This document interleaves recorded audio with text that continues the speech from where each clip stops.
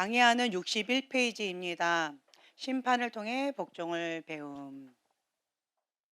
하나님께서 훌륭한 지도자에게 요구하시는 성품이 있습니다. 민수기 12장 3절의 말씀 함께 봉독하겠습니다.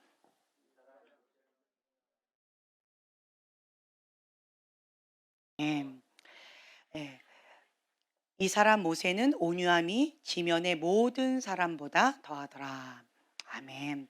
자, 출애굽기 2장 12절에 보면은요. 모세가 동족을 치는 그 애굽 사람을 보고 주변을 살펴보고는 사람이 없다라는 것을 확인한 후에 사람을 쳐서 죽였습니다. 자, 사람을 쳐서 죽일 정도면 그 온유한 자라고 우리가 표현할 수 있을까요? 혈기가 충만한 자라고 표현할 수 있을까요? 예. 그만큼 사람을 쳐서 죽일 정도로 아주 강력한 그러한 모세가 광야 40 년의 하나님의 연단의 시간을 보낸 뒤에 하나님께서 모세를 향하여서 말씀하신 본문이 바로 이 말씀이에요. 이 사람 모세는 온유함이 지면의 모든 사람보다 더하더라. 아멘. 그리고 주님께서는 이 모세에 대해서 또한 어 민수기 12장 자 6 절에 보면은요. 너희 중에 선지자가 있냐? 다른 선지자들에게는 환상으로 그리고 꿈으로 말을 하고 있다. 하지만 내 종 모세와는 그렇지 않다. 그는 내 온 집에 충성하다. 라고 하면서 8절 말씀 함께 봉독하겠습니다. 그와는 내가 대면하여 명백히 말하고 은밀한 말로 하지 아니하며 그는 또 여호와의 형성을 보거늘 너희가 어찌하여 내 종 모세 비방하기를 두려워하지 아니하느냐. 네. 아멘. 아멘. 자, 어 다른 사람들, 하나님의 사람들이 다 같이 하나님의 음성을 듣고 환상을 보고 그리고 꿈으로도 주님과 대화를 합니다. 그리고 이분도 하나님의 사람이요, 저분도 하나님의 사람이요, 다 존귀한 분들이 많이 있습니다. 그런데 여기를 보면요. 미리암이 벌을 받은 그 내용들이 나와 있어요. "너만 하나님의 사람이냐? 나도 하나님의 사람이다. 너만 하나님의 음성을 듣느냐? 나도 하나님의 음성을 듣는다." 라고 하면서 모세의 누나와 그리고 형이 동생 모세에게 이렇게 꾸짖는 그런 내용들이 있습니다. "너가 이건 잘못했다."라고 하면서 반항을 하는 그러한 장면이 있습니다. 그런데 옳고 그름을 떠나서 하나님은 항상 하나님께서 지명하여 부르신 그 사람의 편을 들어 주시는 것 같아요. 모세가 잘못을 했어요. 예.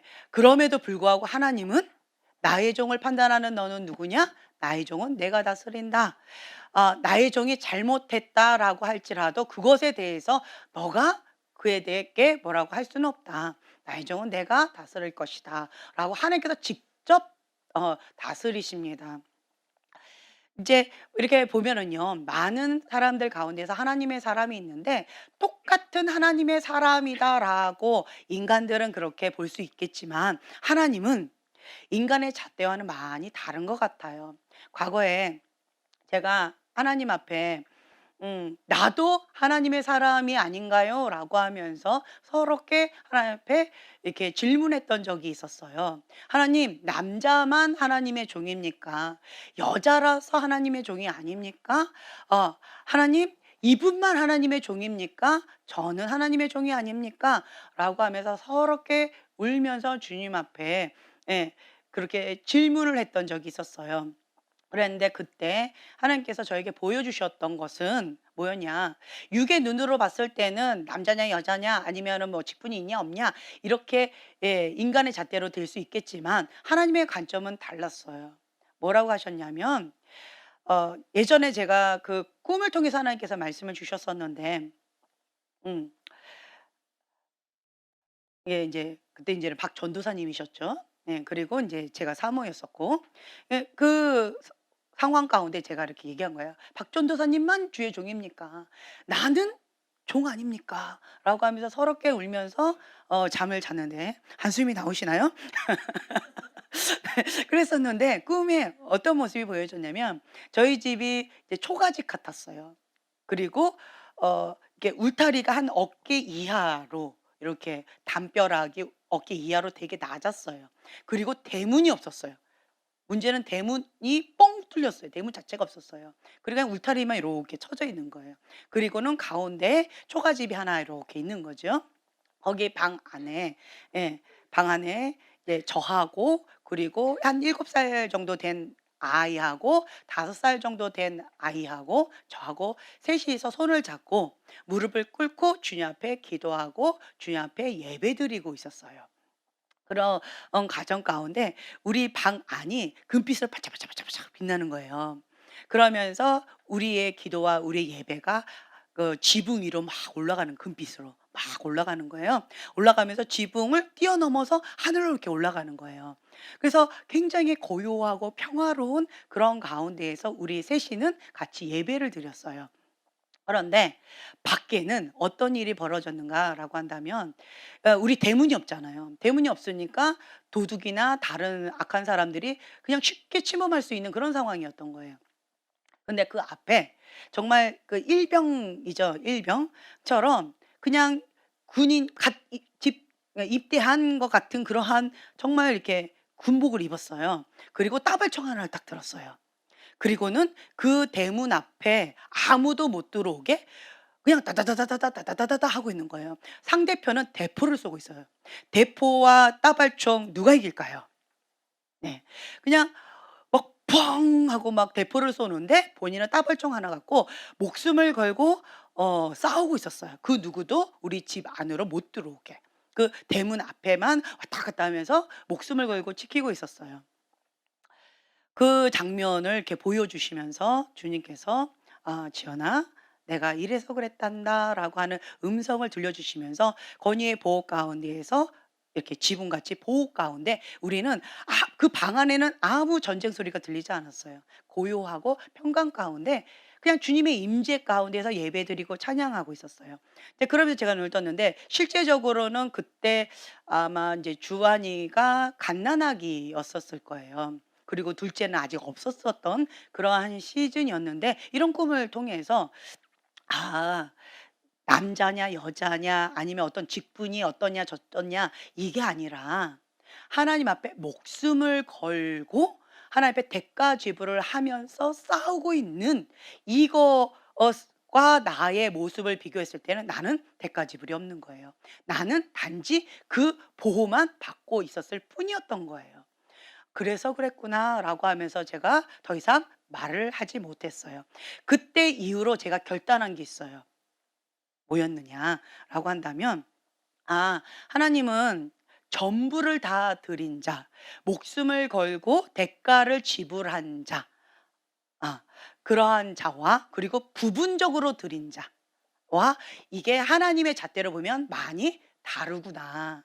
거기 하나님의 잣대로 딱 되면 '나는 아무 할 말이 없구나.' 이제 그거를 제가 깨닫고 나서는 '아 주님 저도 하나님 앞에 전부를 드리면서 나아가겠습니다.'라고 이제 결단을 했던 그런 꿈이었었어요. 그리고 또 하나 사건이 또 있었는데 그때 당시 인제 박 전도사님은 어 대학원을 다니시고 또 다른 대학원을 또 다니시고 또 다른 대학원을 다니시고 뭐 이렇게 하시는데 저는 집에서 아기만 보고 있고 또 아기만 보고 있고 또 아기만 보고 있고 뭐 이렇게 하는 내 모습을 보면서 또 인제 그때 전도사님이셨는데 인제 유학의 길이 또 열린 거예요. 그래서 인제 그 박 전도사님은 유학의 길 준비를 하고 계셨고 나는 뒷수발할 준비를 하고 있었고 그러면서 제가 좀 다시 또 서러움이 또 올라왔어요. 주님 제가 정말 서러워서 막 이제 울면서 기도했었을 거예요. 주님 나는 사람이 아닙니까? 누구는 대학원에 또 대학원에 가방끈이 계속 뭐하러 그렇게 공부를 많이 하고 그것 중에 하나는 나를 좀 주지. 나도 공부하고 싶어요. 나도 같이 유학 가서 같이 공부하고 싶어요. 나는 왜 안 열어 주세요? 뭐 이러면서 주님 앞에 투정을 했어요. 그랬더니 주님께서 제 마음 가운데 음성이 들렸어요. 뭐라고 하셨냐면 "지연아, 어 저분은 왜 공부를 하기를 원하고 있니?" 이렇게 물어보시더라고요. 그거야 영어 공부하려고요. "유학을 왜 가니?" 그 "영어 공부하려고요." 영어 공부로 해 가지고 세계 열방 가운데 복음을 영어로 선포하면서 땅 끝까지 복음을 전하기 위해서 그래서 유학을 공부하고 계시지요. 그렇죠. 인제 그러면서 또 저한테 또 질문하시더라고요. "지연아, 그러면 너는?" 근데 그 질문 가운데 제가 뭐라고 대답을 했냐면 "주님, 저는 공부가 그냥 하고 싶어요. 공부하고 싶은데 내가 공부하고 싶은 분야는 수학 쪽으로 갈까요? 아니면 뭐 좀 뭐 선생님 한번 해 볼까요? 아니면 교수 좀 해 볼까요? 나는 아니면 뭐 어떤 거 연구를 하고 싶을까요? 공부해, 공부해, 공부해." 막 그냥 공부 자체를 위한 공부를 하고 싶었어요. 음. 그랬더니 이렇게 대답을 했어요. 그랬더니 "지연아, 동기가 다르다." 그 말씀 가운데 제가 한 방 꽉 맞는 것 같았어요. 나는 그냥 공부 자체를 하고 싶어서 공부를 원했던 거였고 그리고 자기 만족이었던 거예요. 나 자신만을 위한 그냥 자기 만족을 위해서 "공부의 길을 열어 주세요."라고 했지만 저분은 세계 열방 가운데 하나님의 진리의 복음, 천국 복음을 영어로 선포하기 위해서 공부를 한다. 동기가 달랐다는 거예요. 그래서 저분에게만 길을 계속 열어주고 계신다라고 하시는 그 메시지를 통해서 그 뒤로 제가 입술을 닫아버렸어요. 주님이 옳습니다. 예. 저는 자기만족으로 이기적인 동기로 원했습니다. "저 아무 할 말이 없네요. 그냥 조용히 뒷수발 하겠습니다." 근데 이러면서 그냥 주님 앞에 고개를 숙였지요. 이 두 가지 사건을 통하여서 내가 하나님 앞에 결단을 했어요. '아, 동기가 중요하구나. 하나님께서 기뻐하신 그 동기 가운데 있는 사람의 손을 하나님이 잡아 주시는구나.' 그리고 또 마음 가운데 하나님 앞에 전부를 다 드리면서 대가를 지불한 사람의 손을 들어주시는구나라고 하는 이 두 가지 진리를 이 두 가지 사건을 통해서 제가 배우게 되어졌어요. 그래서 그 뒤부터 제가 했던 습관이 뭐였냐라고 한다면 좋은 배움이잖아요. 그래서 제 마음의 동기를 계속 살피는 거예요. '난 이걸 원해요.' 근데 내 안에 있는 숨어 있는 동기를 계속 주님 앞에 밝혀 드리는 거예요, 내 안에. 그냥 밝히는 거죠. 과거에도 제가 이제 무슨 적금을 많이 들었다고 했잖아요. 그 적금을 많이 들었었는데 그 동기가 뭐였냐. 하나님은 계속 제 안에 있는 동기를 드러내시더라고요.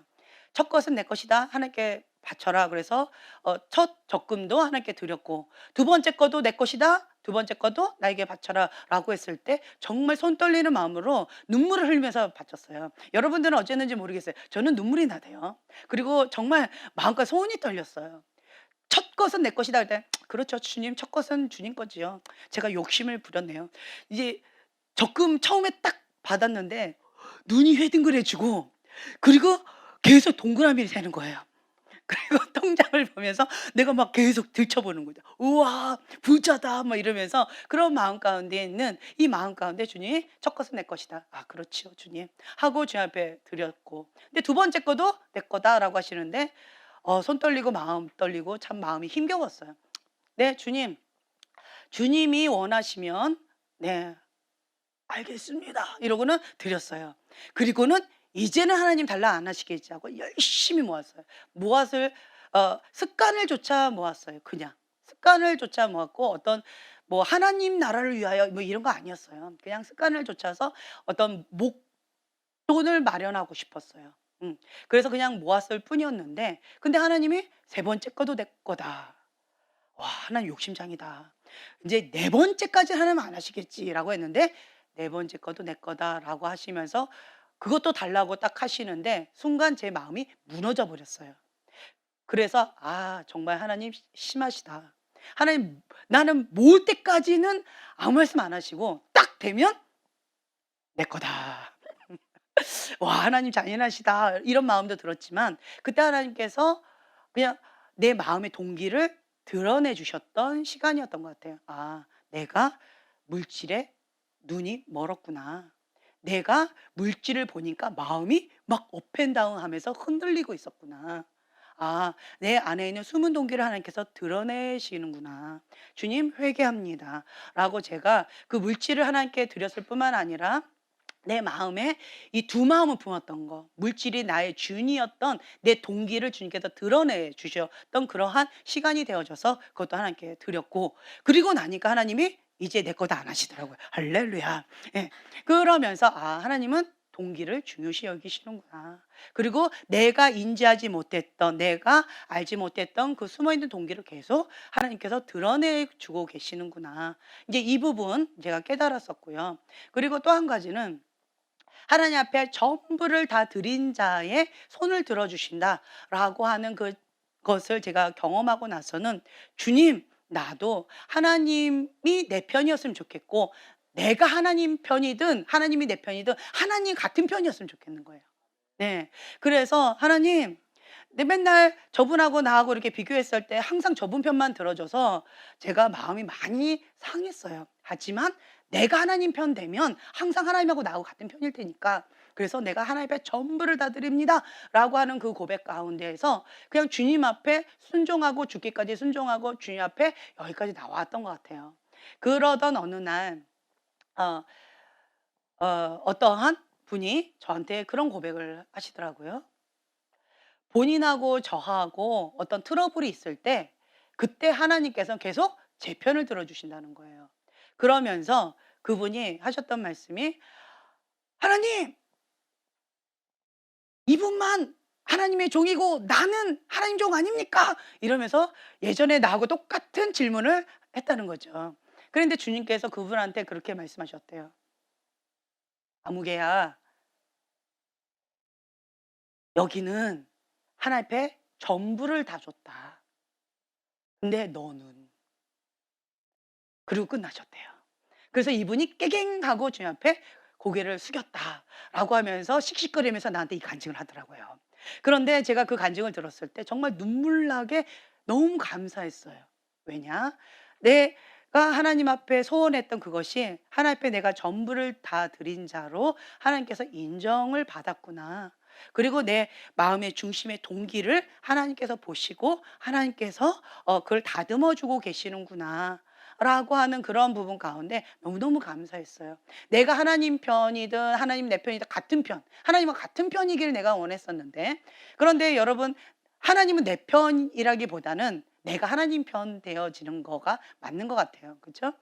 그래서 내 것을 계속 버리고 내 것을 계속 내려놓고 내 것을 포기하고 자기를 부인하고 그러면서 하나님 앞에 계속 하나님 편으로 가까이 가까이 가려고 몸부림치면서 여기까지 왔었는데, 주님께서 내 마음의 중심의 동기를 보시고 그리고 그 부분을 인정해 주시는 그런 시간이 되어져서 얼마나 감사했는지 몰라요. 그리고 요즘에는 제가 한 가지 감사한 것이 하나님 계속 저의 손을 들어주시고 계시더라고요. 저의 손을 계속 들어주시고 계시는 모습을 보면서 제가 눈물이 날 정도로 굉장히 감사하고 있어요. 왜 그러느냐?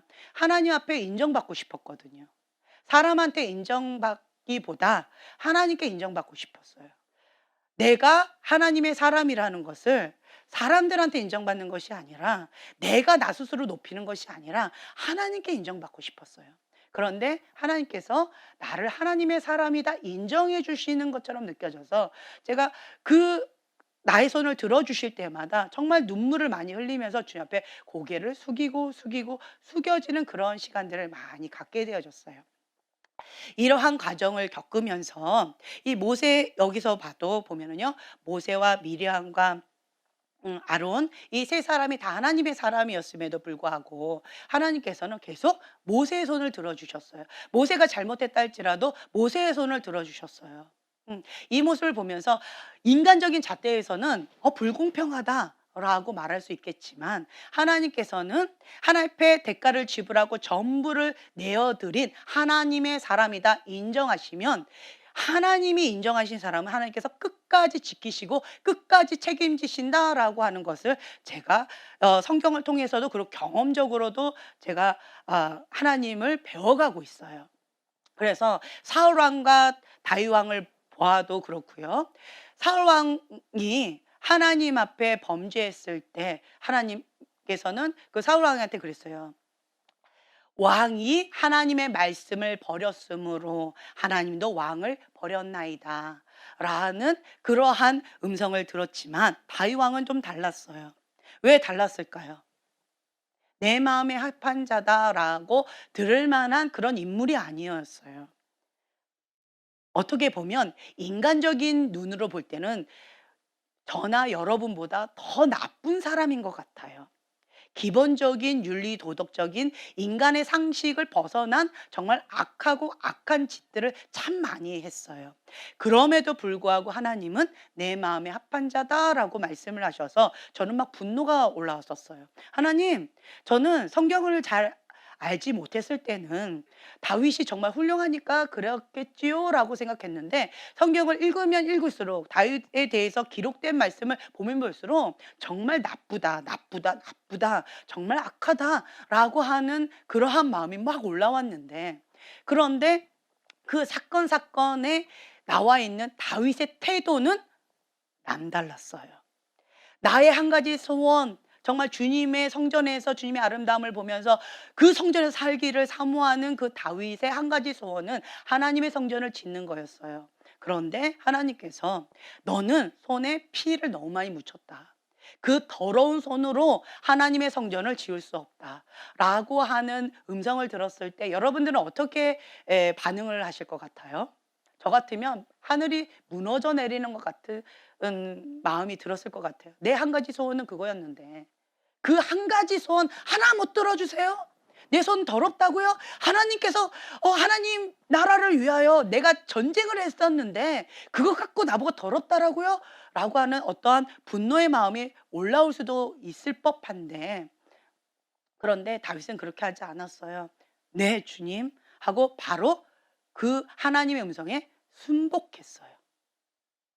그리고 다윗에게 밧세바를 범하는 그런 죄를 졌을 때 바로 당신입니다라고 지적했을 때 다윗은 자기 합리화 하나 변명하지 않았습니다.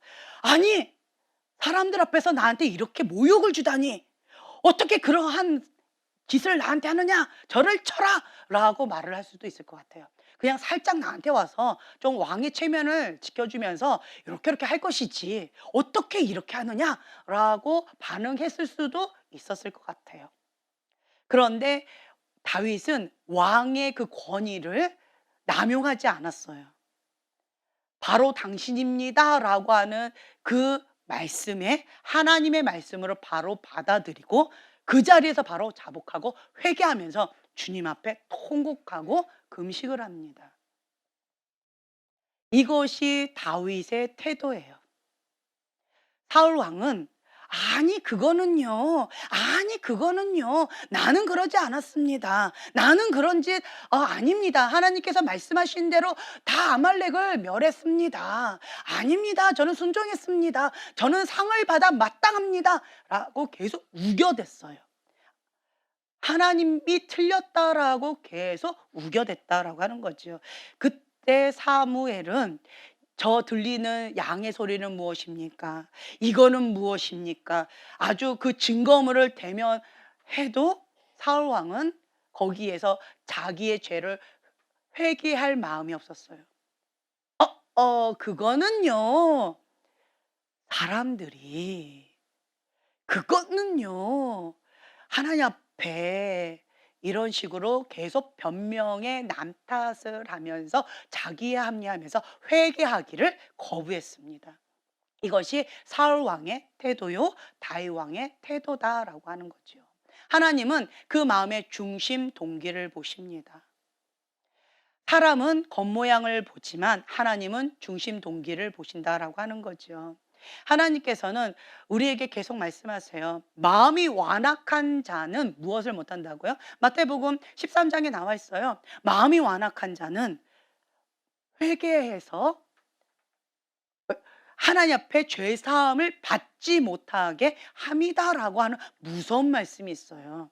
마음이 완악한 자는요, 뭘 못해요? 회개를 못하는 거예요. 죄 사함을 받지 못하는 거예요. 마음이 완악한 자는. 뭐가 없어서? 볼 수 있는 눈, 들을 수 있는 귀가 없기 때문에 마음이 완악해서 회개를 못하는 거예요. 회개를 못하면 죄 사함을 받지 못합니다. 누가요? 내가요. 회개를 누가 못하는 거예요? 내가요. 내가 회개를 못함으로 누가 죄 사함을 받지 못하는 거예요? 내가요. 예. 그렇기 때문에 이 마음이 완악한 자는 미련하고도 미련한 자다라고 말씀하세요.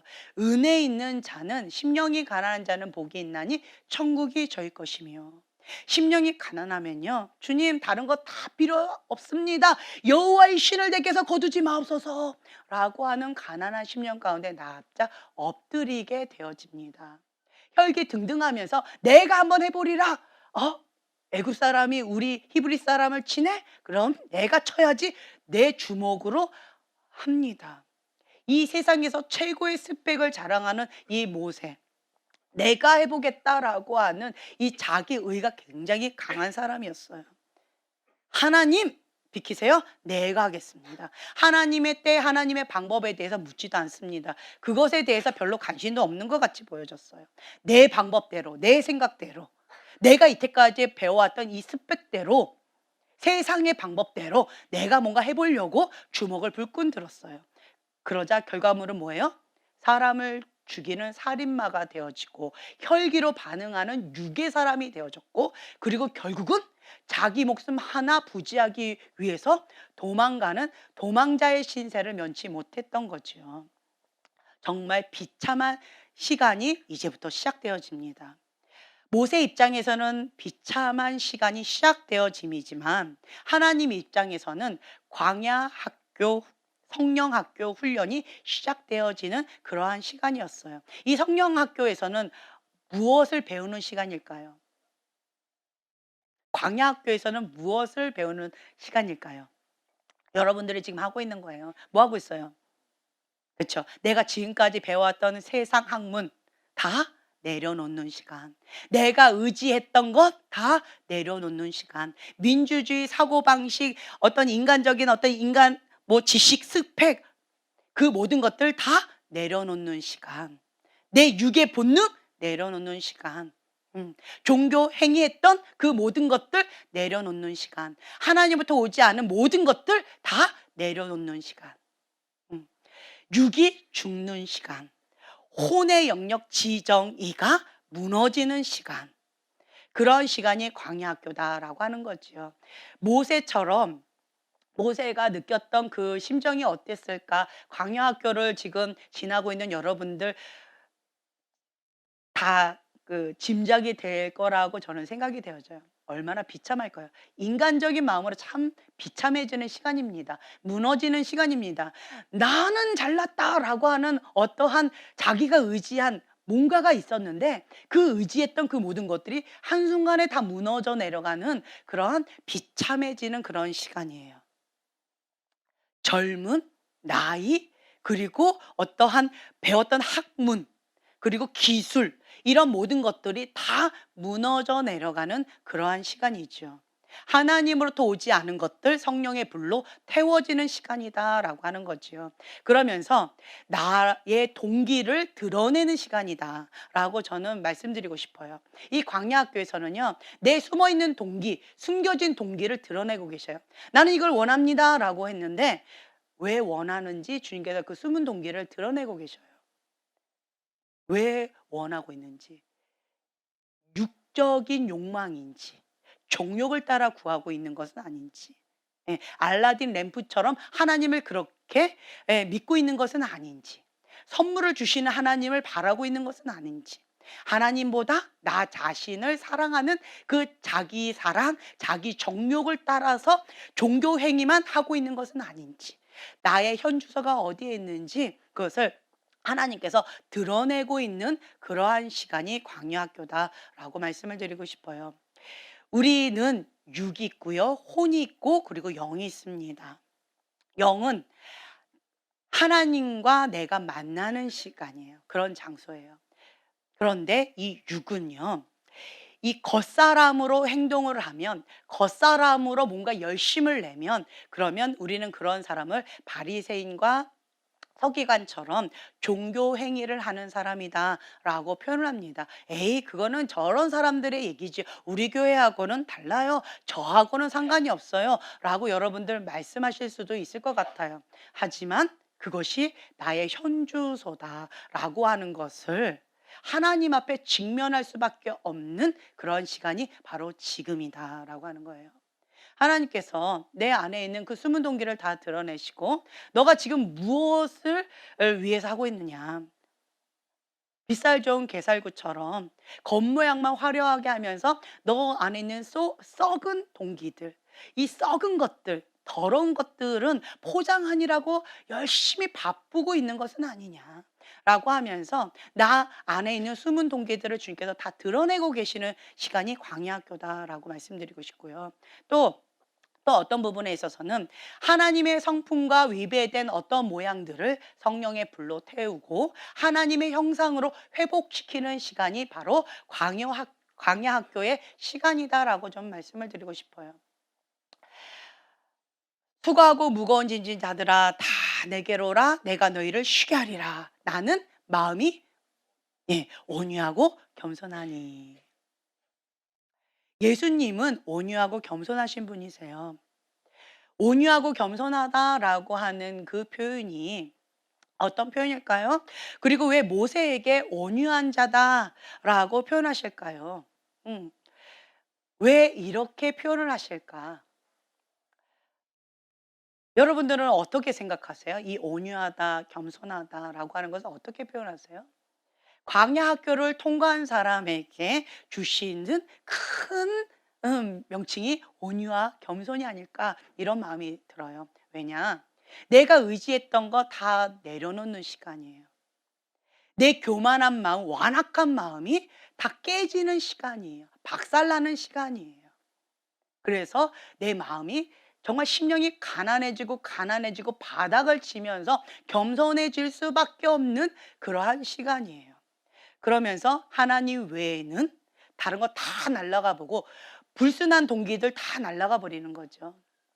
허울 좋았던 그런 화려한 것들 다 날아가 버리는 그러한 시간. 그래서 주님만 남는 시간이 바로 이 광야학교의 시간이 아닐까, 이런 마음이 듭니다.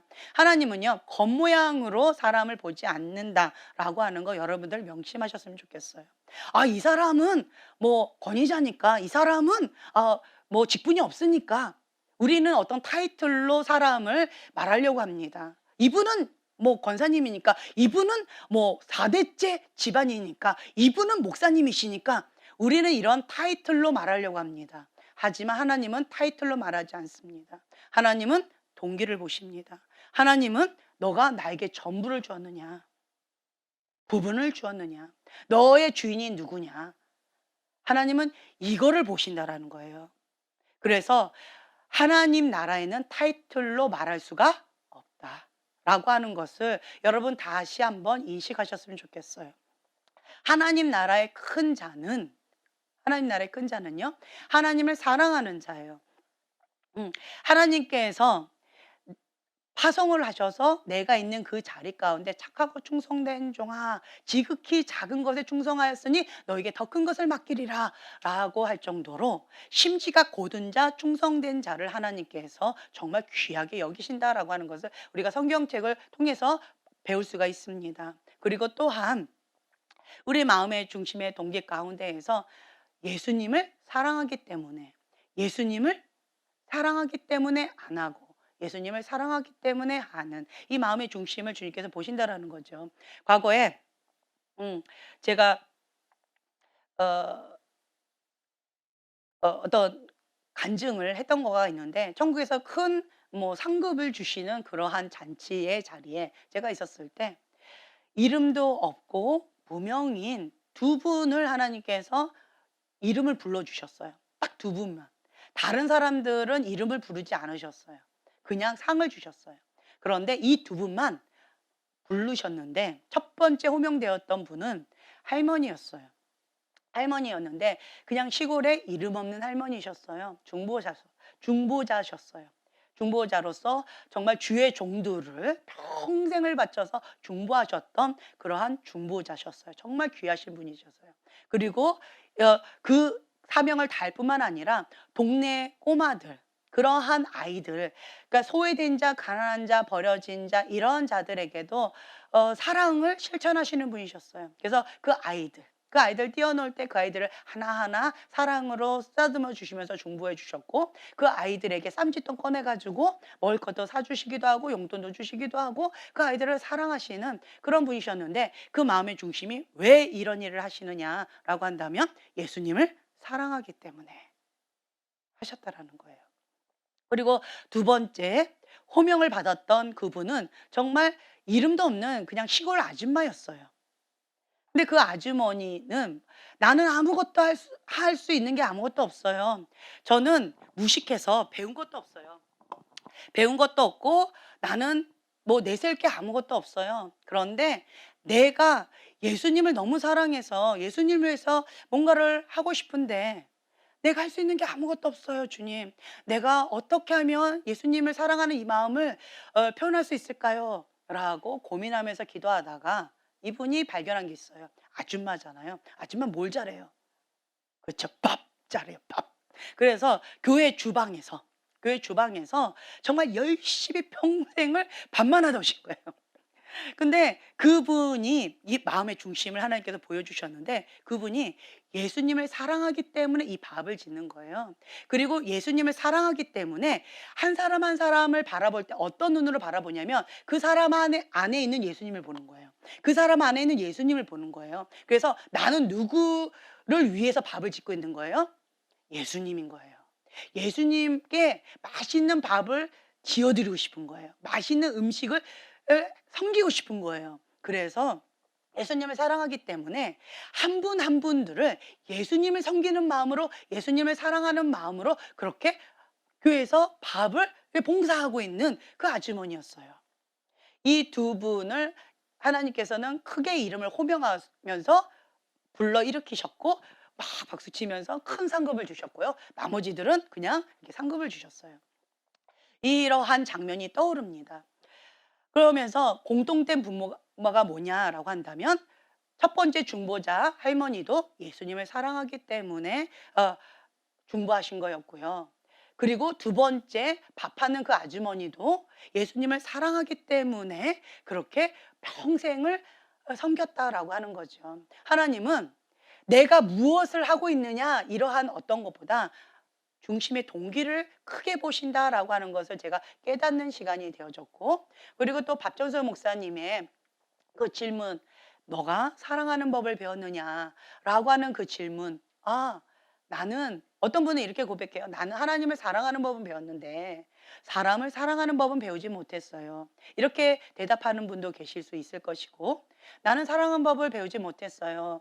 나는 지금 사랑하는 법을 배우고 있습니다. 라고 대답하는 사람도 있을 거예요. 제가 이 간증을 들었을 때, 박주수 목사님이 이 간증을 들었을 때, 하나님께서 나에게 이 질문을 하시면 나는 뭐라고 대답을 할까? 이 간증을 듣자마자 제가 준비했던 것은 이거였어요. 내 답변. 그렇다라고 한다면 하나님께서 나한테 이 질문을 하실 수도 있잖아요. 내가 아직 천국을 안 가봐서 어, 모르겠는데, 나한테는 아직 이 질문을 안 해보셔서 나는 잘 모르겠는데, 그런데 죽어서 천국을 갔을 때 하나님께서 그 문턱에서, 천국 문 앞에서 너가 사랑하는 법을 배웠느냐 이 질문을 하셨다라고 하는 거죠. 그렇다라고 한다면 이것이 사실이냐 아니냐를 떠나서, 만약에 하나님이 나한테 이 질문을 하신다면 나는 뭐라고 대답을 할까? 근데 나는, 하나님, 사랑하는 법을 몰라요. 그것이 그때 당시 간증을 들었을 때 나의 고백이었어요. 주님, 저는 사랑하는 법을 몰라요. 저는 사랑을 몰라요. 그러면서 눈물이 많이 나오더라고요. 하나님의 잣대와 인간의 잣대가 다르고 하나님의 생각과 인간의 생각이 다르다라고 말씀하셨는데, 그런데 이렇게 다르네요. 나는 다른 거 준비하고 있었는데, 사명, 부르심, 열방, 이런 거 준비하고 있었는데, 큰 그릇 이런 거 준비하고 있었는데, 그런데 내 생각과 하나님의 생각이 이렇게 다르네요. 나는 사랑하는 법을 몰라요. 사랑이 뭔지 몰라요. 주님, 그럼 나 어떡하지요? 나 억울해서 어떡하죠? 나 이때까지 하나님 때문에 여기까지 달려왔는데, 그 천국 문 앞에서 하나님께서 "착하고 충성된 종아, 너가 지극히 작은 것에 충성하였으니 너에게 더 큰 것을 맡기리라." 라고 하는 그 칭찬 받으려고, 하나님 앞에 상급 받으려고 내가 이렇게 열심히 달려왔었는데, 하나님 만약에 대답 질문을 잘못 이게 준비한 거잖아요. 어 그럼 나 어떻게, 억울해서 어떡하죠? 나 사랑하는 법 모르는데. 그래서 그 간증을 들었을 때부터 지금까지 제가 준비한 것은, "너가 사랑하는 법을 배웠느냐?"라고 질문하실 때 나는 뭐라고 대답할 수 있을까? 이 질문을 저 자신한테 던질 때마다 막 눈물이 많이 나와요. "난 몰라요. 나는 사랑하는 법을 몰라요, 주님. 가르쳐 주세요. 사랑하는 법을 가르쳐 주세요." 어우, 나를 사랑하는 사람을 사랑하는 것도 참 쉽지 않은데, 원수를 사랑하는 법은 더 어려워요. 나는 하나님께서 십자가의 사랑으로 나를 사랑한다 하시는데, 그 사랑을 받아들이는 것도 참 어려워요. 그런 하나님을 사랑한다라고 내가 말을 하지만, 하나님께서 원하시는 그 사랑의 수준까지 내가 사랑하는 것이 너무 어려워요. 하나님의 기준과 내 기준이 너무 다르고, 하나님의 생각과 내 생각이 너무 다르니까 끝도 없는 것 같고, 나는 너무 어려워요. 이런 마음 가운데 내 마음이 무너지고 무너지는 것 같아요. 하지만 우리가 준비해야 되잖아요. 그렇죠? 이 땅의 삶이 전부가 아니니까. 하나님 나라를 우리가 준비해야 되니까. 주님께서 우리에게 원하시는 것, 질문하시는 것, 그 천국 문 앞에서 그런 질문을 하실 거라고 전 상상도 못 했었는데, 하나님이 그렇다라고 하신다면 우리는 그 질문 가운데 대답할 준비를 하면서 살아야 되잖아요.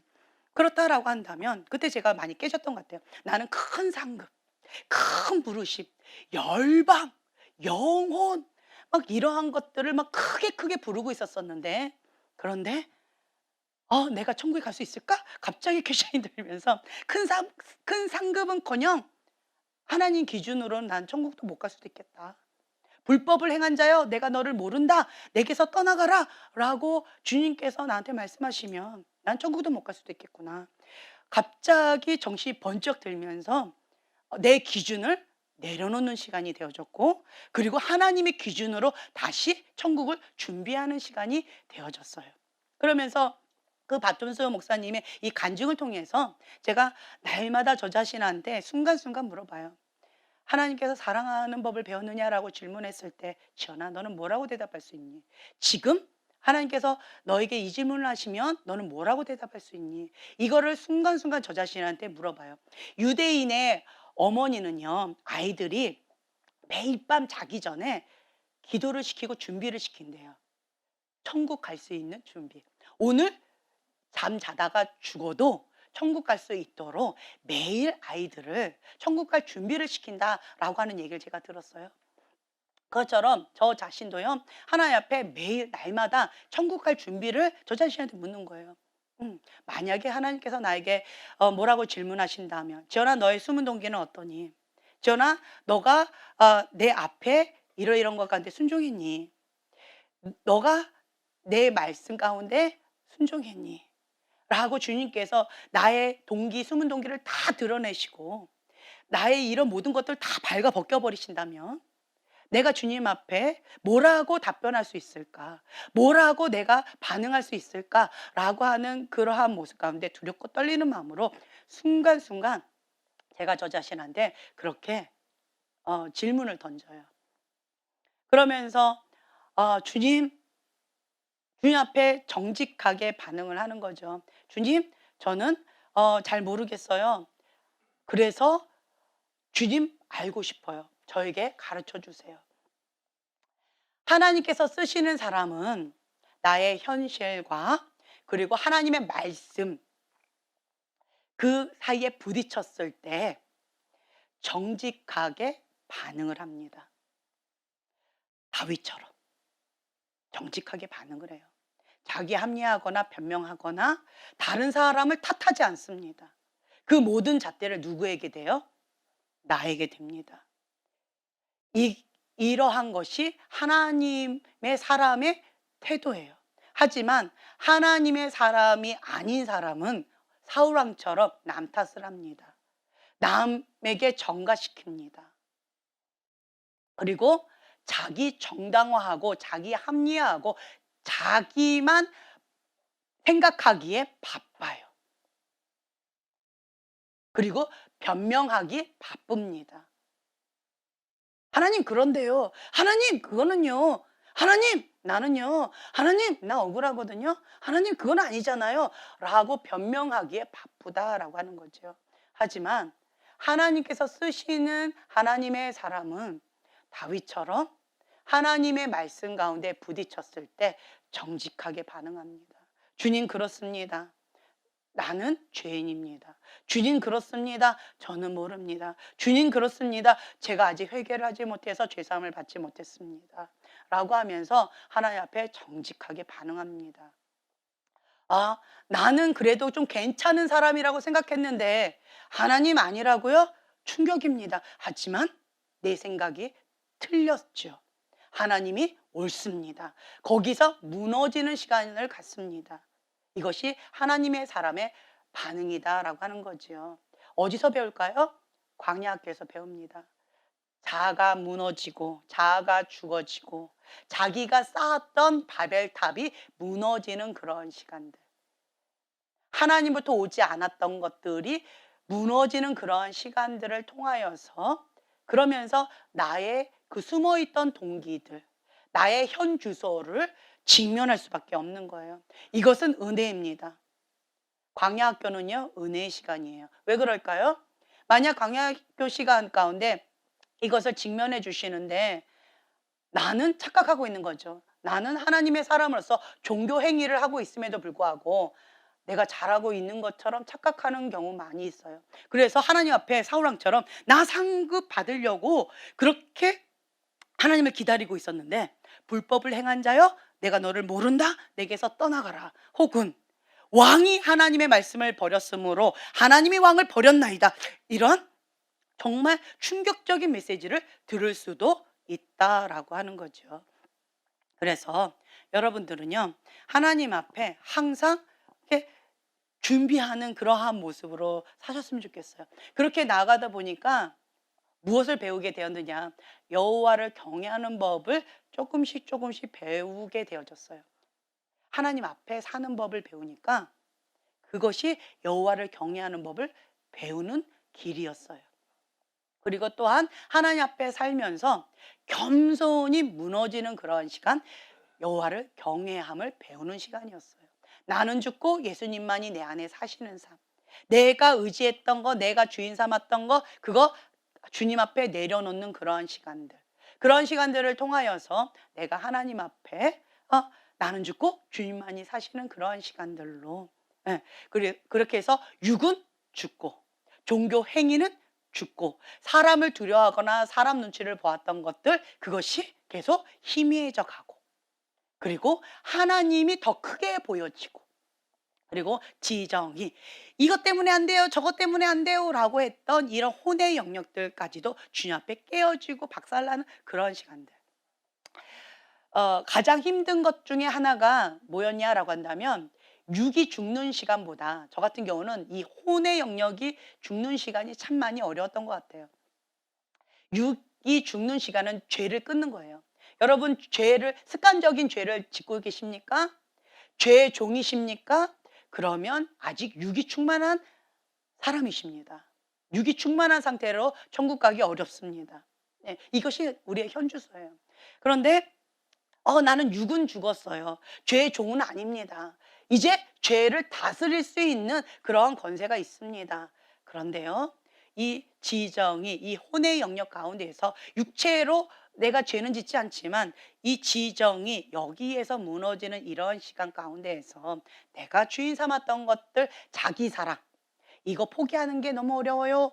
라고 하는 것이 우리의 현 주소가 아닐까라고 생각이 되어집니다. 육으로 죄를 짓는다 해도 대놓고 죄를 짓는 사람은 없을 것 같아요. 왜냐?